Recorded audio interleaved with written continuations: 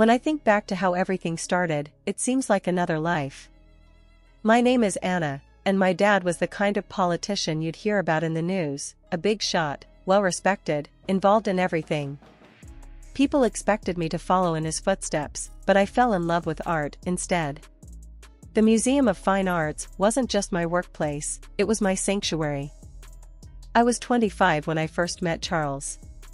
He was part of my father's inner circle, always around at those endless political gatherings I had to attend. He was smooth, knew exactly what to say and when. One evening, he cornered me by the buffet table at some fundraiser, a glass of cheap wine in his hand. "Anna, right? I've seen you around, but we've never really talked," he said, flashing a rehearsed smile. "Yeah, that's right. Busy with the artifacts, not much time for chit-chat," I replied, trying to keep it light but direct. Charles laughed. "I get it. But you know, it's not just artifacts that need preserving. Connections do too. Maybe we could grab a coffee, talk about how the campaign's going?" It was so cliché, yet somehow he made it sound genuine. "Sure, why not? But if you're trying to get a donation out of me, you'd better bring more than just coffee," I teased. He grinned. "It's a deal. How's Friday?" From there, things moved fast. Coffee turned into dinners turned into weekends away, and before I knew it, 2 years had passed and we were standing at the altar. My parents were thrilled. Charles had become an essential part of my dad's team by then, his career on a sharp upward trajectory. Our wedding was more of a political event than a personal celebration. I stood there in a dress far too extravagant, smiling for cameras, shaking hands, the perfect politician's daughter. After the wedding, Charles and I moved into the house my parents gave us as a wedding gift. It was large, probably too large for just the two of us, in one of those neighborhoods where every house hides behind big gates and even bigger stories. "Anna, this place is perfect," Charles said as we walked through our new home. His eyes were already on some imaginary future where he was more than just an aide in my father's team. "Just think of the parties we can throw, the people we'll host. This is just the beginning." "Yeah, the beginning," I echoed, but my mind was elsewhere. I was wondering how long I could keep working at the museum now that I was Mrs. Charles Westmore. Charles seemed to read my thoughts. "Look, Anna, I've been thinking. Maybe it's time you considered stepping back from the museum. We're going to start a family soon, right? You won't want to split your time." His words hit me harder than expected. "But the museum is my life, Charles. I'm not sure I'm ready to give that up." He wrapped his arms around me, his voice soothing but firm. "It's about what's best for our family. Trust me, this will be good for us. Good for you." I wanted to protest, to argue that my job was part of who I was. But looking into his confident face, I nodded slowly. "Okay, we'll see how it goes." Adjusting to married life wasn't easy, especially with the changes Charles pushed so soon after our honeymoon.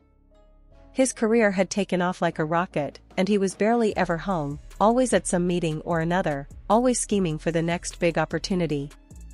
One evening, Charles came home later than usual, his face all lit up with excitement. He barely said hello before launching into his news. "Anna, you won't believe the kind of day I've had. Meetings back to back, but babe, it's all paying off. I'm telling you, this is our time." "Our time?" I echoed, half amused, half exasperated. "I hardly see you anymore, Charles. And when you are here, it's like you're not really here." He shrugged off his coat and grabbed a beer from the fridge. I know, it's been crazy. But this is what we worked for, right? Once I secure this next promotion, things will slow down. We can start thinking about that family we talked about." Family. The word hung between us, heavy and daunting. "Yeah, about that." I began hesitantly. "I've been thinking maybe I could go back to the museum, part-time at least. I miss it, Charles. I miss feeling like I'm part of something." Charles's face hardened a bit. He set down his beer, looking me straight in the eye. "Anna, we've been over this. You going back to work doesn't make sense right now. We're at a critical point. You need to be available, for whatever comes up. Available for what, Charles? Parties? Fundraisers? I need something more than just being your plus one. He sighed, running his hands through his hair. Look, I get that you're bored. But think about the long game. My career is on the rise, and when the time comes, you'll be glad we did things this way. Life settled into a predictable routine. Charles, always busy, always moving forward, and me, trying to find my footing in a life I hadn't planned. When I found out I was pregnant, part of me was overjoyed, thinking maybe this baby would bridge the gap growing between us.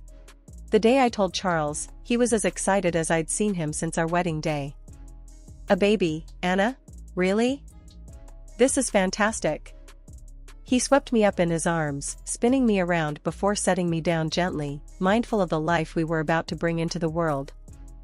Yes, really, I laughed, the sound more relieved than anything. Looks like you're going to be a father, Mr. Westmore. We're going to be great at this, you'll see. And hey, maybe after the baby's born, you'll see things differently. This house, this life, it'll all make sense then. When our daughter Sophie was born, my parents were over the moon. They showered her with all kinds of gifts, from plush toys to savings bonds. Dad, especially proud, would often look at Charles and nod approvingly, saying, "You're doing a fine job, son." He trusted Charles so much that he even handed over the financial reins of his upcoming election campaign to him. "I can't think of a better man for the job," Dad said, clapping Charles on the back. It felt good to see them bond, but deep down, something nagged at me. The day my parents died in that plane crash was the day part of me died too. For the last 15 years since marrying Charles, aside from raising our daughter Sophie, I'd poured my soul into charity work. It gave me a purpose, a reason to wake up in the morning with Charles always buried in his career. But after the accident, everything just felt hollow. The morning I found out, my phone wouldn't stop ringing. I ignored it until Charles stormed into the kitchen, phone in hand, looking like he'd seen a ghost. It was Uncle Ted, Dad's brother, his voice shaking, struggling to get the words out. "Anna, there's been an accident. Your parents, their plane crashed shortly after takeoff. They didn't make it." The days that followed were a blur. Our home became a command center, with Charles and Dad's staff buzzing around, organizing what would be a massive funeral. Everyone loved Dad, politicians, locals, everyone. The city was in mourning, their beloved leader gone too soon. I barely remember the funeral. The grief was too much, and the sedatives the doctor gave me made everything fuzzy. I just remember holding Sophie's hand the whole time, her presence my only anchor to the moment. She was so strong, despite being just a teenager. She stayed close, squeezing my hand whenever she felt me shaking. After the ceremony, Charles shuffled over with a stack of papers. He looked everywhere but at me. "These need your signature. It's to close out your father's campaign accounts," he muttered, not meeting my eyes. My mind was too foggy to question it. I should have, I know that now. But all I could do was nod and sign where he pointed, trusting him like I always had. In the weeks that followed, Charles was barely around. He'd leave early, come back late, and all his words felt empty. "Just tying up loose ends with the campaign," he'd say. But it felt like more than that.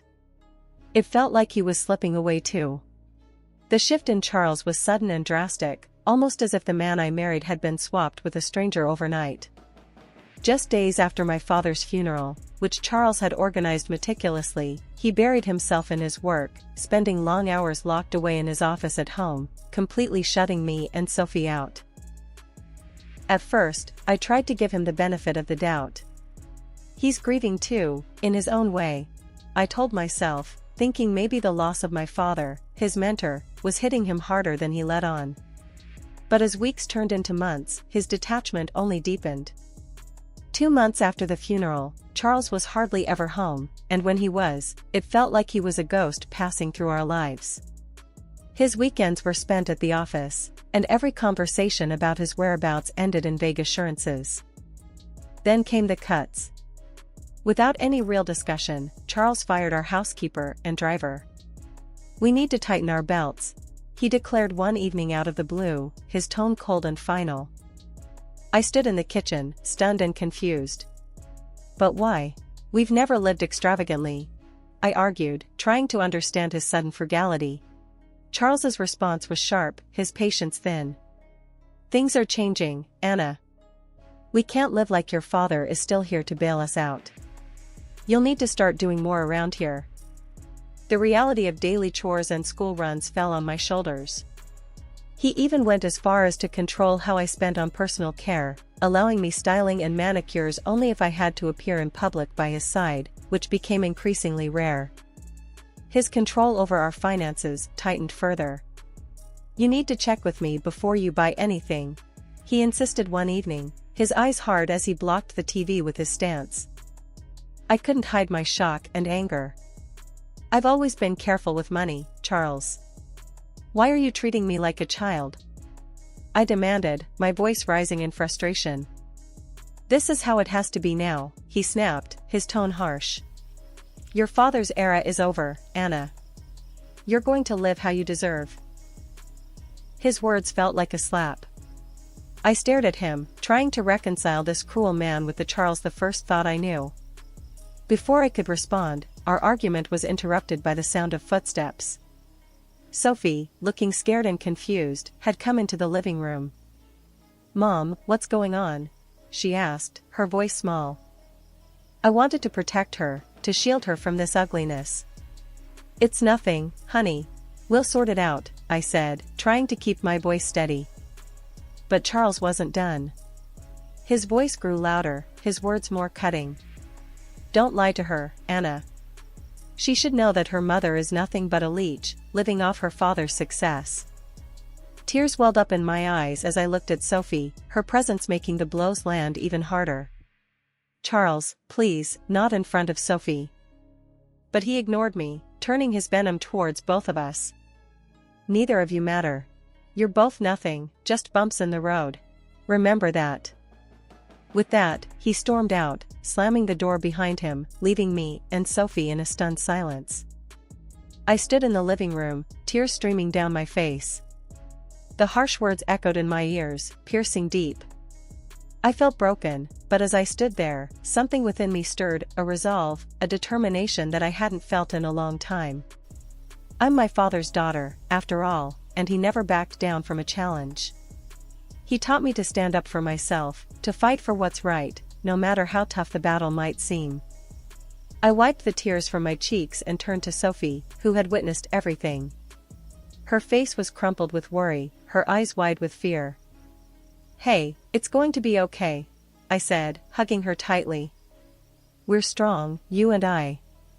We can handle this together." Sophie nodded, wrapping her arms around me. "I want to help, Mom. I don't like seeing you sad." I smiled, squeezing her hand. "And you are a big help, sweetheart. We're in this together." The house was silent after that, the quiet a stark contrast to the chaos of the confrontation. With a newfound determination, I made my way to Charles's office, the place he kept all his secrets. I wasn't sure what I was looking for, but I knew I needed to find something, anything that could help me understand the depth of his deceit. I found the keys to his desk after a few frantic minutes of searching and began to sift through his drawers. Papers, files, receipts, and then a small, inconspicuous flash drive tucked away beneath a stack of old campaign flyers. My hand shook as I plugged it into the computer. The contents were a gut punch, photos, intimate movies starring Charles and various women. My heart raced, anger and betrayal swirling into a nauseating mix. I didn't confront Charles. Instead, I called George, an old family friend and my father's trusted attorney, before he retired. "George, I need to see you. It's urgent," I managed to say, my voice steady, despite the turmoil inside. "Come over, Anna. I'm here for you," he responded, his voice a comforting anchor in the storm. The next day, I met with George at his home. I showed him the flash drive, and his face hardened as he sifted through the files.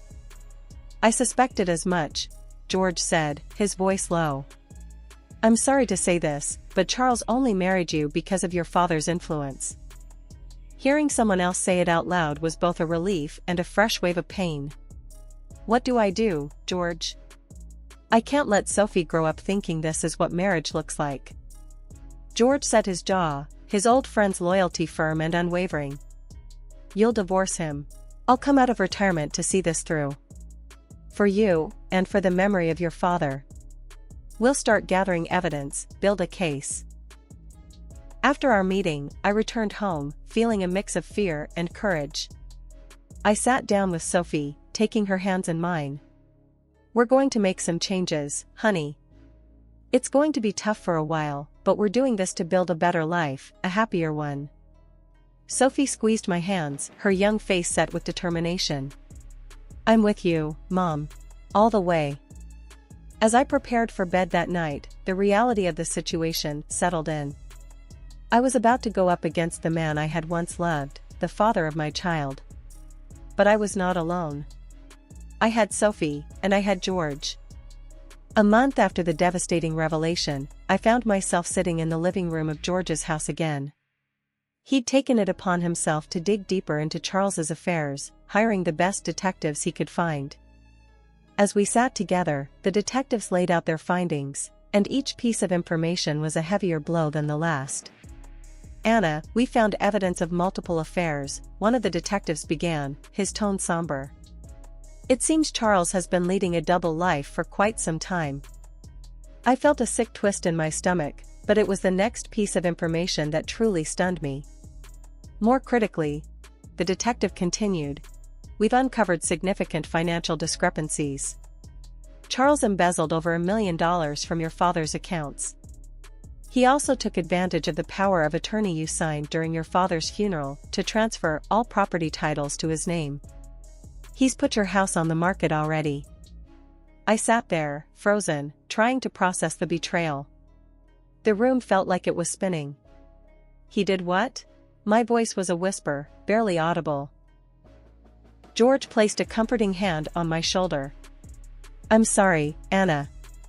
We've also traced the money from your father's accounts to several personal accounts of Charles. He's been planning this for a long time." The betrayal was so profound, so complete, it was almost paralyzing. I had lived with this man, trusted him with everything, and in return, he had robbed me, not just of my money, but of my trust and years of my life. As the detectives packed up their files and left, George turned to me with a stern expression. "Anna, it's not safe for you and Sophie to stay at your house anymore. He's desperate, and there's no telling what he might do next. You should move in here for the time being." That evening, Sophie and I quietly packed our most essential belongings. It felt surreal, almost like we were fugitives in our own life. Sophie, sensing the seriousness, was unusually quiet. We left the house with just a few bags, the shadows of the evening cloaking our departure. As we drove away, I couldn't help but glance back at the home I had loved, a place that now felt tainted with betrayal. Later that night, after we had settled into George's guest rooms, my phone rang. It was Charles. His voice was icy when he realized I wasn't at home. "Where are you, Anna? What do you think you're doing?" I took a deep breath, steadying my nerves before responding. "I know everything, Charles. The affairs, the theft, all of it. We'll see each other in court." His barrage of insults began, a vile stream meant to wound. But I didn't stay on the line to listen. I hung up, my finger trembling slightly as I ended the call. Turning off the phone, I looked over at Sophie, who was watching me with wide eyes. "It's going to get tougher before it gets better," I said, trying to prepare her, and myself, for what was to come.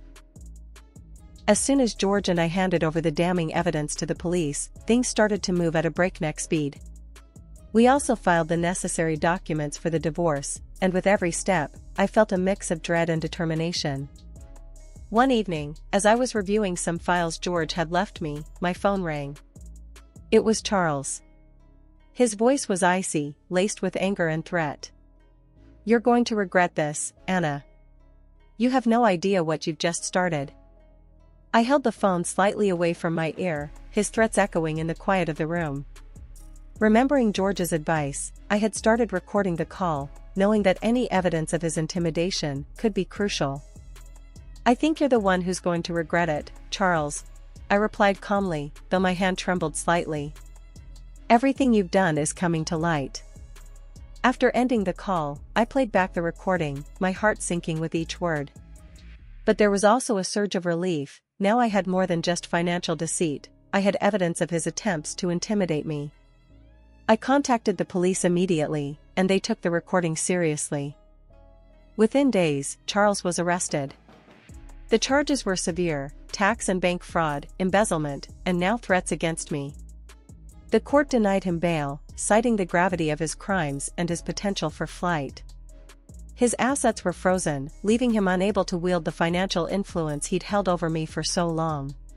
The trial was grueling. Sitting in the courtroom, listening to all he had done, recounted like a list of transactions, was both vindicating and painful. But when the judge finally sentenced Charles to 25 years in prison and banned him from ever holding public office again, a heavy weight lifted off my shoulders. Following the trial, the divorce proceedings were straightforward. The judge awarded me the divorce, full custody of our daughter, and a significant portion of our assets, including the return of my parents' property. Additionally, Charles was ordered to pay $500,000 in compensation for his betrayal and the threats against me. As I drove home, the realization that it was truly over began to sink in. I was free from Charles's manipulation, free to start anew. I thought about all the nights I'd lain awake, worrying about the future, and felt a profound sense of relief wash over me. At home, I found Sophie in the kitchen, making us a celebratory dinner. She rushed over and hugged me tightly. "Mom, you're really okay now, right?" "Yes, sweetheart, I am. It's all over," I assured her, holding her close. "We can finally move on." Life after the storm of the trial and Charles's sentencing settled into a calm I hadn't felt in years. Sophie and I had moved to a small coastal town where the sea seemed to offer a daily reminder of renewal and endless possibilities. We bought a cozy house with a view of the ocean, a place where each morning greeted us with the sound of waves, a stark contrast to the chaos of our past lives. I returned to my first love, art, taking a job at a local gallery. The work was invigorating, allowing me to connect with artists and patrons, curating pieces that sparked conversations and emotions. One evening, after a gallery opening that had gone particularly well, Sophie and I sat on our porch, watching the sun dip below the horizon.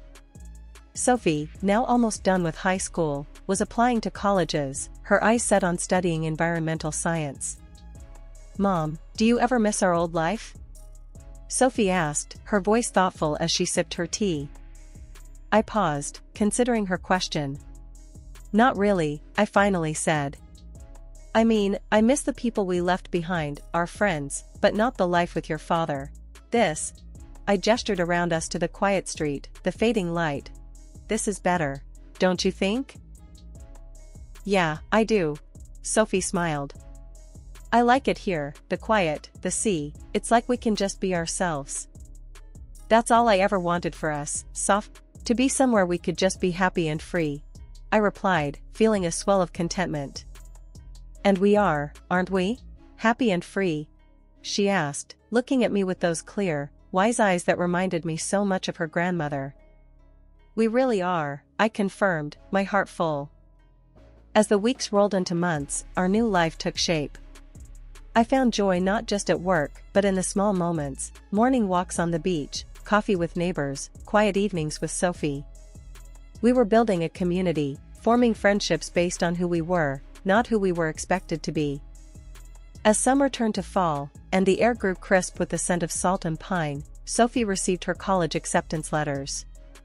The day they arrived, she tore them open with a mixture of excitement and nerves. "Mom, I got in. I got into my top choice," she exclaimed, waving the letter in the air. I hugged her tightly, both of us laughing and crying. "I knew you would. I'm so proud of you, Sophie." As I watched her talk about her future, her hopes, and her dreams, I realized how far we'd come. We were no longer defined by the shadows of our past, but by the light of our future. Starting over hadn't been easy, but it had been worth every challenge, every fear. Here, in this little town by the sea, Sophie and I had found more than just a new home. We had found a new life, one filled with hope, art, and endless possibilities.